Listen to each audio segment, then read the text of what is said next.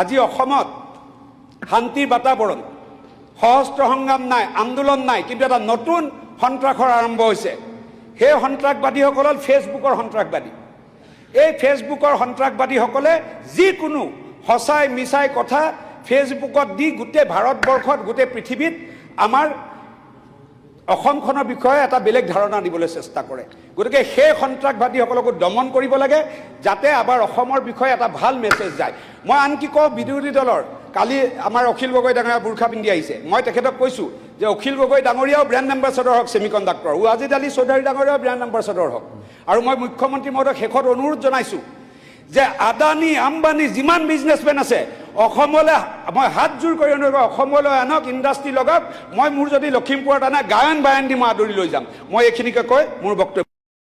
আজি অসমত শান্তিৰ বাতাবৰণ, সশস্ত্ৰ সংগ্ৰাম নাই, আন্দোলন নাই, কিন্তু এটা নতুন সন্ত্ৰাসৰ আৰম্ভ হৈছে। সেই সন্ত্ৰাসবাদীসকল হ'ল ফেচবুকৰ সন্ত্ৰাসবাদী। এই ফেচবুকৰ সন্ত্ৰাসবাদীসকলে যিকোনো সঁচাই মিছাই কথা ফেচবুকত দি গোটেই ভাৰতবৰ্ষত, গোটেই পৃথিৱীত আমাৰ অসমখনৰ বিষয়ে এটা বেলেগ ধাৰণা দিবলৈ চেষ্টা কৰে। গতিকে সেই সন্ত্ৰাসবাদীসকলকো দমন কৰিব লাগে, যাতে আমাৰ অসমৰ বিষয়ে এটা ভাল মেছেজ যায়। মই আনকি কওঁ, বিৰোধী দলৰ কালি আমাৰ অখিল গগৈ ডাঙৰীয়া বুৰ্খা পিন্ধি আহিছে। মই তেখেতক কৈছোঁ যে অখিল গগৈ ডাঙৰীয়াও ব্ৰেণ্ড এম্বাছাডৰ হওক ছেমিকণ্ডাক্টৰ, ৱাজিদ আলী চৌধুৰী ডাঙৰীয়াও ব্ৰেণ্ড এম্বাছাডৰ হওক। আৰু মই মুখ্যমন্ত্ৰী মহোদয়ক শেষত অনুৰোধ জনাইছোঁ যে আদানী আম্বানী যিমান বিজনেছমেন আছে অসমলৈ মই হাতযোৰ কৰি অনুৰোধ, অসমলৈ আনক, ইণ্ডাষ্ট্ৰী লগাওক। মই মোৰ যদি লখিমপুৰত আনে গায়ন বায়ন দি মই আদৰি লৈ যাম। মই এইখিনিকে কৈ মোৰ বক্তব্য সামৰণি মাৰিছোঁ।